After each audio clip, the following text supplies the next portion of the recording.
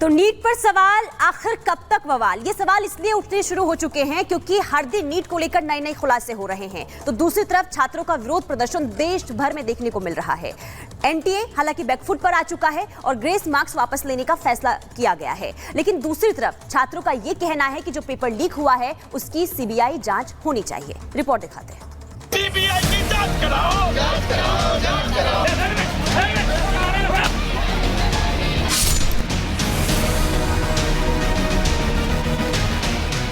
अरे सर लोग, अब ये लोग वहाँ डंडे लेके खड़े होते ना जहाँ पेपर रखा गया था, तब कहाँ गए थे ये लोग? बच्चों की सवाल है, एक दो बच्चे का सवाल नहीं है। एनटीए जवाब नहीं देता है किसी चीज का, आप उसे छुपाने पे लग रहे हो। नीट में ग्रेस मार्क हटा, अब पेपर लीक पर सवाल। एनटीए ने कहा पेपर लीक का सवाल ही नहीं। फिर पटना में बरामद जले प्रश्न पत्र का क्या है राज? गोधरा के खास सेंटर पर 3 राज्यों से क्यों पहुंचे छात्र? क्या नीट परीक्षा में घपला हुआ? क्या नीट में कोई धांधली की गई? क्या नीट पे परीक्षा करवाने में अनियमितताएं बढ़ती गईं? क्या नीट परीक्षा का पेपर लीक भी हुआ? क्या नीट की परीक्षा करवाने वाली एजेंसी एनटीए अपनी गलती नहीं मान रही? पिछले कुछ सालों में बच्चों के भविष्य को लेकर लगातार खिलवाड़ हो रहे हैं। कभी भर्ती में धांधली होती है, कहीं पेपर लीक हो जाते हैं। इस बार नीट की परीक्षा को लेकर कई सवाल पूछे जा रहे हैं और उनके समुचित जवाब सामने नहीं मिल पा रहे। इस बार 5 मई को पूरे देश में नीट की परीक्षा आयोजित की गई थी। इस बार 23,33,297 छात्रों ने नीट की परीक्षा दी। इसका रिजल्ट पहले 14 जून को आना था, लेकिन 10 दिन पहले ही 4 जून को रिजल्ट घोषित कर दिया गया। रिजल्ट आया तो कई तरह की खामियां सामने आईं। अब धीरे धीरे पूरे एग्जाम पर ही सवाल उठने लगे हैं।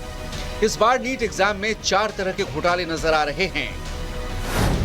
पहला तो ये कि इससे पहले 1 या 2 बच्चों को 720 में से 720 नंबर मिलते थे, लेकिन इस बार नीट परीक्षा में 67 छात्रों को पूरे नंबर मिले, जिनकी रैंकिंग नंबर 1 है।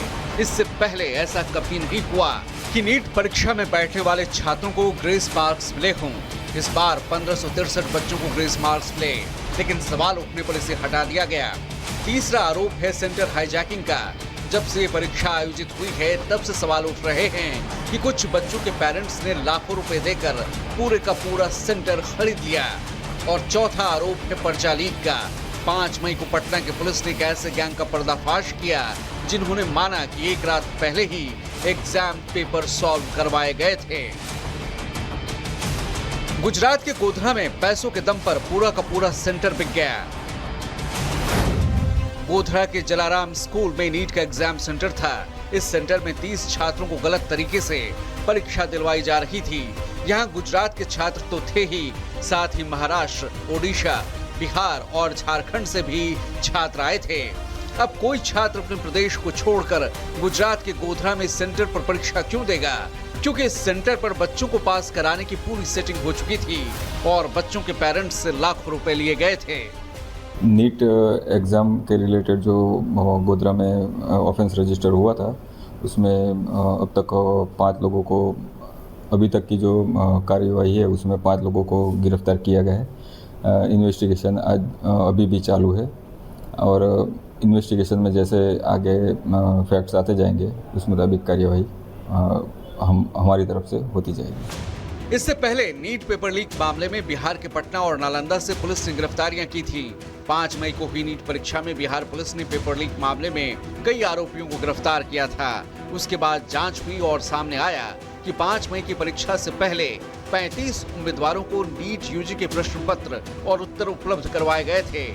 इनमें से कुछ प्रश्न पत्र जले हुए मिले हैं, लेकिन अभी तक कोई सख्त कार्रवाई नहीं हुई।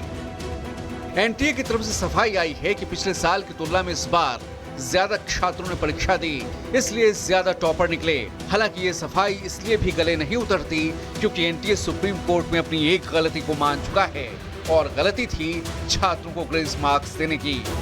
सुप्रीम कोर्ट में एनटीए ने इन छात्रों के ग्रेस मार्क्स निरस्त करने की बात कही। वहीं पटना पुलिस ने इस मामले में गोधरा से 5 आरोपियों को गिरफ्तार किया है। पुलिस की जांच में पता चला है कि चेक के जरिए 2 करोड़ 30 लाख का लेन देन किया गया।